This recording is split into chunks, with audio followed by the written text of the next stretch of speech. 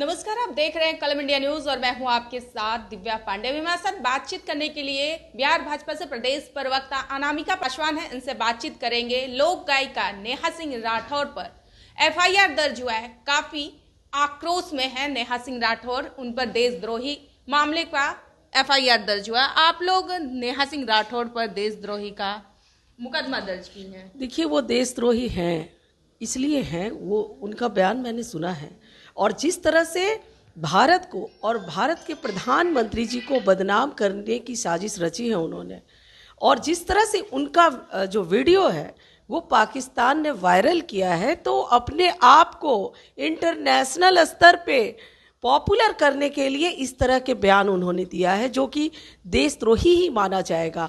आप संकट की घड़ी है, जो पहलगांव में हुआ है, जिससे कितने आहत हैं हमारे भारत के लोग, और हमारे प्रधानमंत्री जी की आंखों में अंगारे हैं कि उन आतंकवादियों से बदला लेना है। और ऐसी संकट की घड़ी में हमारे ही देश की कोई महिला हमारे ही भारत के प्रधानमंत्री जी पर सवाल उठा रही है, जो कि पाकिस्तान को वो वीडियो वायरल करने में मजा आ रहा है। तो इसको क्या कहेंगे आप? असली मुद्दों से आप लोग भटकाना चाहती हैं बिहार की जनता या देश की जनता से। वक्फ बिल संशोधन का मामला चल रहा था, इस मुद्दों को भटकाना चाह रही थी कहीं ना कहीं एनडीए सरकार, इसलिए ये हमला जानबूझकर साजिश करता है। देखिए, अगर वक्फ बिल संशोधन की बात कर रही है तो मैं आपको बता दूं कि वक्फ बिल का संशोधन उन 75% मुसलमानों के लिए हुआ है जो गरीब हैं, पसमानदा हैं, यतीम हैं, विधवा हैं, उनको फायदा पहुंचे, उन्हें कोई नुकसान नहीं है। नुकसान तो उन मुसलमानों को हो रहा है जो उनके ठेकेदार बने हुए थे और वक्फ की संपत्तियों का नाजायज तरीके से फायदा उठा रहे थे, उनको नुकसान है। तो या तो वो आतंकवाद से जुड़े हुए हैं, और हमारे माननीय प्रधानमंत्री जी तो काम करके वोट मांगते हैं, पूरे देश को अपना परिवार मानते हैं। उन्हें साजिश रचने की क्या आवश्यकता है जब भारत के और बिहार के लोग उनके साथ खड़े हैं?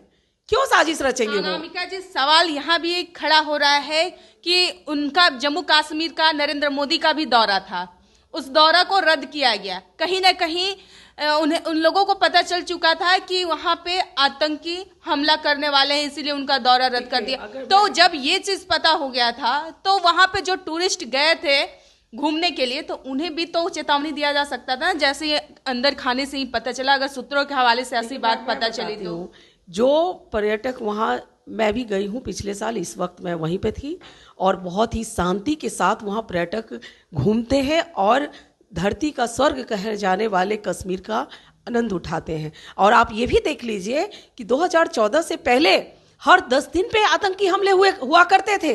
2014 की पहले की बात छोड़ी, अभी 2025 में जो हुआ है, अभी 22 तारीख को, उस घटना पे बात, मैं उसी घटने पे आ रही हूँ। लेकिन आपने देखा होगा कि जब से धारा 370 हटाए हमारे प्रधानमंत्री जी ने, बहुत ही शांति के साथ वहाँ की जनता भी रह रही थी, और जो पर्यटक देश विदेश से आते थे वो भी बहुत ही आनंद के साथ कश्मीर के खूबसूरती का आनंद लेते थे। लेकिन आतंकियों को ये बर्दाश्त नहीं हुआ। और सबसे बड़ी बात कि वहाँ के जो मुख्यमंत्री हैं फारूक अब्दुल्ला, हमले के बाद क्या कहा उन्होंने कि अगर भारत हमला करता है पाकिस्तान पे तो पाकिस्तान ने चूड़ियां नहीं पहनी है, पाकिस्तान के पास भी परमाणु बम है, तो साजिश कौन रच रहा है? क्या वो मुख्यमंत्री, उनके बेटा उमर अब्दुल्ला जी मुख्यमंत्री है, क्या उनका फर्ज नहीं बनता था? आप एक बात बताइए, जो फौजी होते हैं वो हमारे बॉर्डर पे होते हैं और वो बॉर्डर की सुरक्षा करते हैं, लेकिन क्या मुख्यमंत्री का कोई योगदान नहीं होता सुरक्षा में? और जो अंदर से घूमते हैं, तो आप जब जाएंगी तो देखेंगी बहुत ही शांति थी, और कुछ दिन पूर्व तक किसी को कोई अंदाजा नहीं था। राठौड़ ने ये दावा किया है और आप लोगों को चेतावनी भी दिया है। तो अगर मेरे ऊपर एफआईआर दर्ज हुआ है तो दम है, तो जितने भी लोग वहां पे मारे गए हैं उनका सर उठा के लाइए, लेकर आइए। देखिए, आतंकियों का हम सर उठा के भी क्यों लाएंगे? वो लोग तो पापिस्ट हैं, आतंकवादी हैं, सर उठाकर उसका लाएंगे नहीं, उसका सर वहीं जाकर कुचलेंगे। कब कुचलिएगा? नहीं रहा वो भारत।